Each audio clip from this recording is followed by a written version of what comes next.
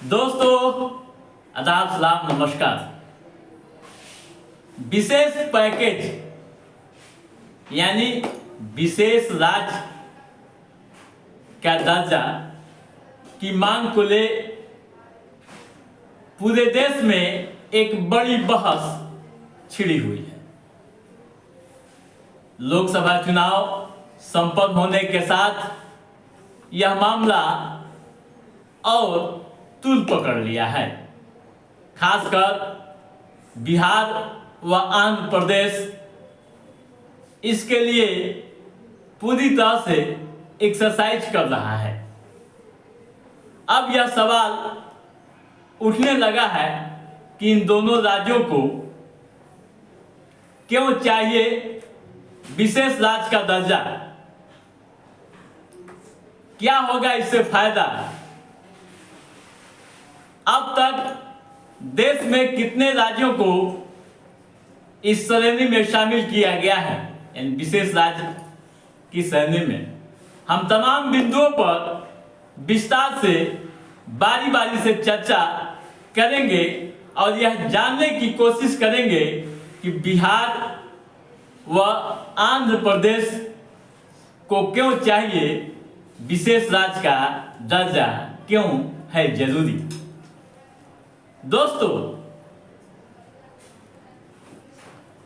जैसा कि आप जानते हैं कि शनिवार को जेडीयू के राष्ट्रीय कार्यकारिणी की बैठक हुई दिल्ली में और संजय झा वर्किंग प्रेसिडेंट बनाए गए जेडीयू को। बैठक में विशेष राज्य का भी प्रस्ताव लिया गया, यानी केंद्र सरकार से यह मांग की गई कि बिहार को विशेष राज्य का दर्जा जरूर मिलना चाहिए। इसके लिए कई तरह की बहसें भी हुई, जिसकी चर्चा लगातार हो रही है। आज के एपिसोड में हम उन तमाम महत्वपूर्ण बिंदुओं की जानकारी आप तक पहुंचाएंगे जिसको ले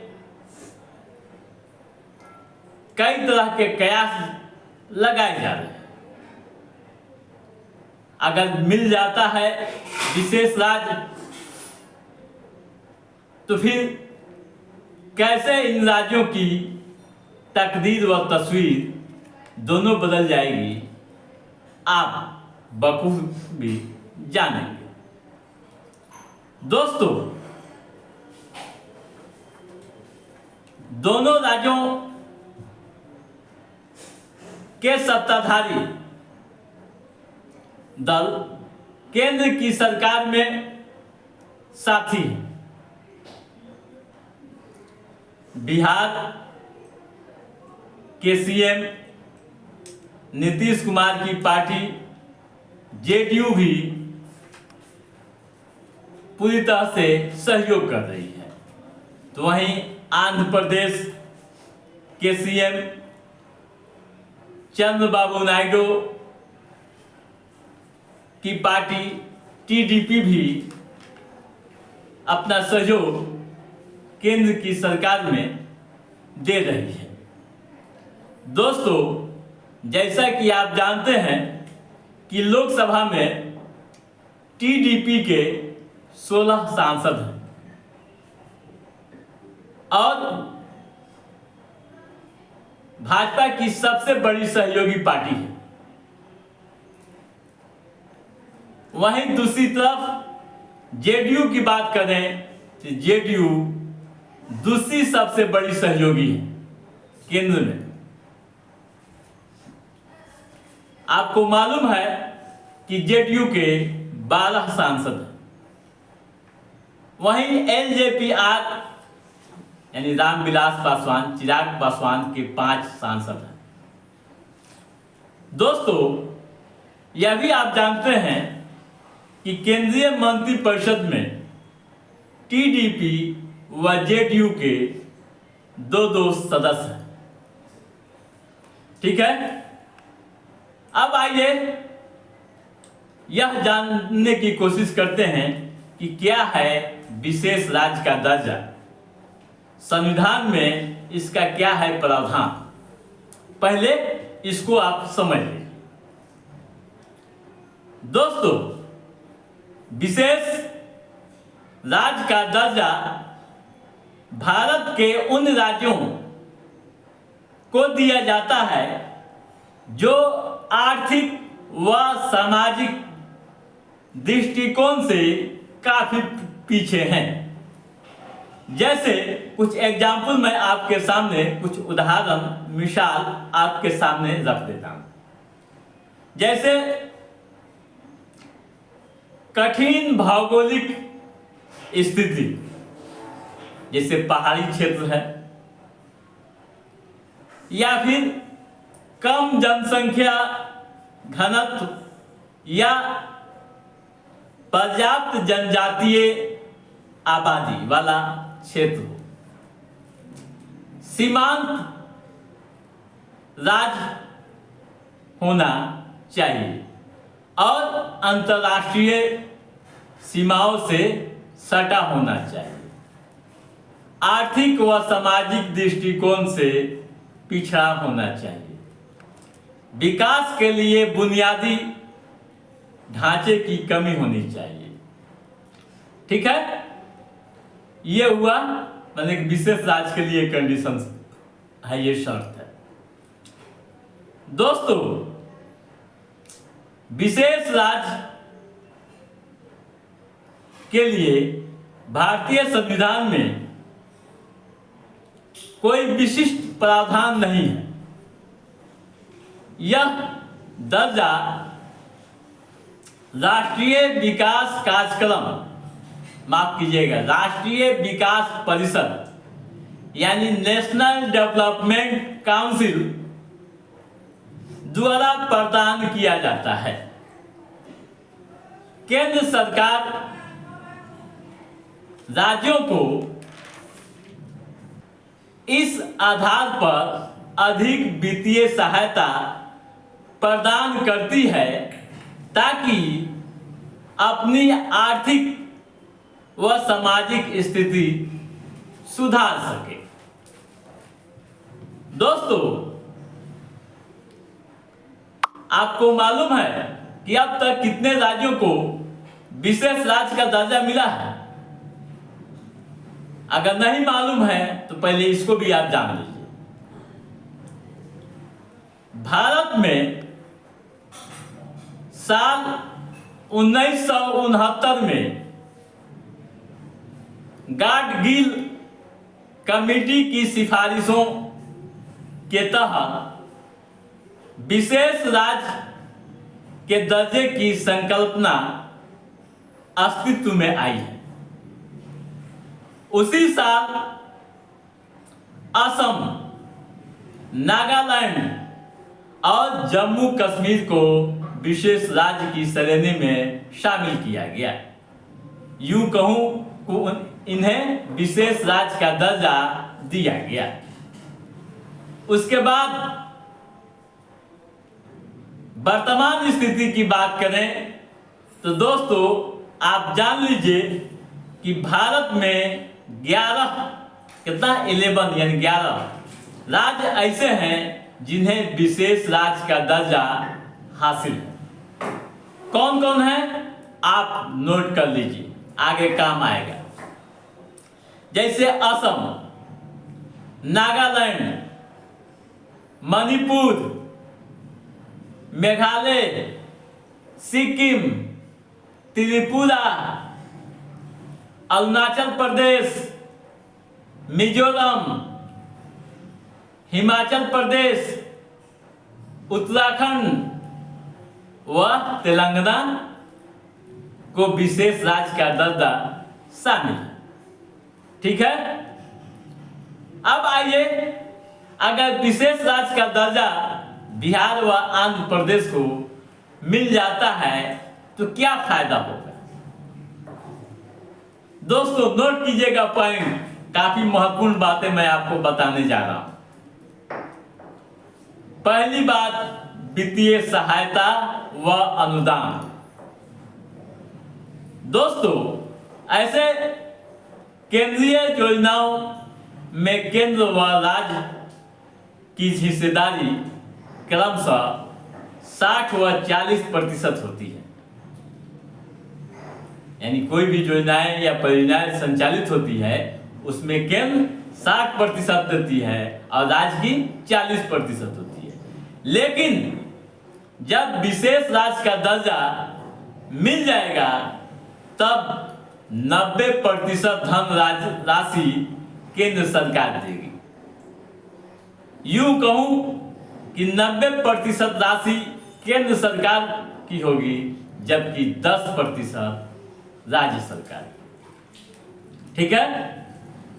दूसरा फायदा, टैक्स में छूट या रियायतें मिलेगी। टैक्स में केंद्रीय करों व शुल्कों में अधिक हिस्सा मिलता है।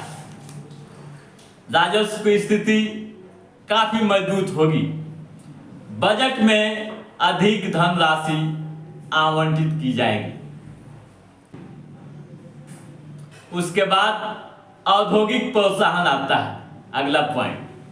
दोस्तों, विशेष राज्य का दर्जा मिलने के बाद उद्योग स्थापित करने में विशेष रियायतें मिलेंगी।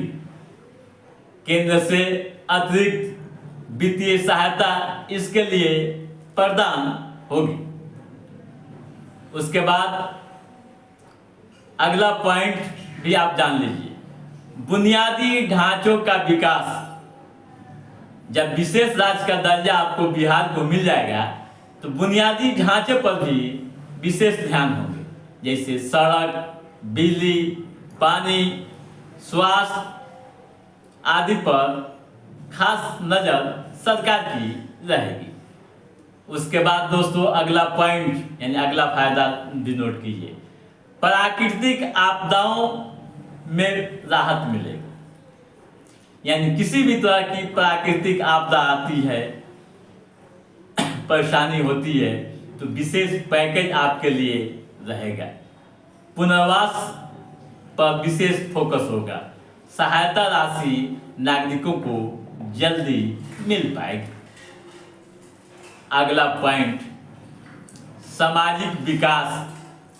जब विशेष राज्य का दर्जा मिलता है तो सामाजिक विकास भी होगा राज्य के नागरिकों का। कैसे?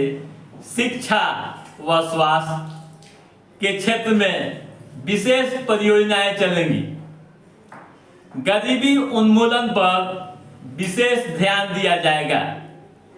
सीमा शुल्क व उत्पाद शुल्क के अलावा आयकर, कॉर्पोरेट पर खास नजर रहेगी और रियायतें यहाँ अधिक मिलेंगी।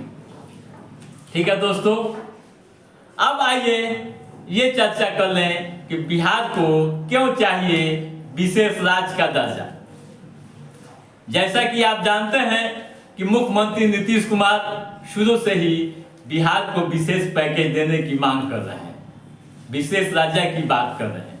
आखिर क्यों चाहिए बिहार को विशेष राज्य का दर्जा, यह जानना बेहद जरूरी है। दोस्तों, जैसा कि आप जानते हैं कि साल 2000 में बिहार दो हिस्सों में बंट गया, यानी झारखंड एक अलग राज्य बिहार से बन गया। जब झारखंड का बंटवारा हुआ तो जो भी प्राकृतिक संसाधनें आपके पास थी वे सभी झारखंड में चली गई। आपके पास क्या बचा? केवल कृषि योग्य भूमि खेती के लिए। कोई कल कारखाना या कोई फैक्ट्री आपके यहां नहीं रही। ऐसी स्थिति में विशेष राज्य तो चाहिए। अर्थव्यवस्था भी काफी प्रभावित हुई झारखंड के बंटवारे के बाद। रोजगार की भी समस्याएं देखने को मिली। अगर विशेष राज्य मिलता है तो कई तरह के लाभ आपको होंगे। ठीक है, इसी तरह यह भी चर्चा कर रहे हैं कि आंध्र प्रदेश को क्यों चाहिए विशेष राज्य का दर्जा। ये भी एक बड़ा मामला है। दोस्तों, जैसा कि आप जानते हैं कि 2014 में तत्कालीन आंध्र प्रदेश राज्य से आंध्र प्रदेश व तेलंगाना नाम से दो राज्य बन गए। दो राज्यों का बंटवारा हो गया। तेलंगाना के अलग होने से आंध्र प्रदेश की वित्तीय समस्या होने लगी, या यूं कहूं कि आंध्र प्रदेश को वित्तीय असंतुलन का सामना करना पड़ा। राशि की काफी कमी हो गई, विकास की बाधाएं आने लगी। यह राज्य प्राकृतिक आपदाओं से भी समय समय पर जूझता रहता है, जैसे बाढ़ यानी सैलाब का भी सामना यहाँ की नागरिकों को करना पड़ता है। अगर केंद्र की सरकार इन दोनों राज्यों को विशेष राज्य का दर्जा देती है तो आप जान लीजिए कि इन दोनों राज्यों की तकदीर व तस्वीर दोनों बदल जाएगी। तो दोस्तों, आज के इस एपिसोड में बस इतना ही। हमारा यह एपिसोड कैसा लगा आप लाइक और कमेंट करके हमें जरूर बताइएगा। यदि आपने हमारे चैनल को सब्सक्राइब नहीं किया है तो सब्सक्राइब भी कीजिएगा, ताकि इस तरह की महत्वपूर्ण गतिविधियों से संबंधित जो भी अप टू डेट है उसे हम समय समय पर आपके बीच पहुंचाते रहेंगे। तब तक आप अपने दोस्त को दीजिए इजाजत। नमस्कार।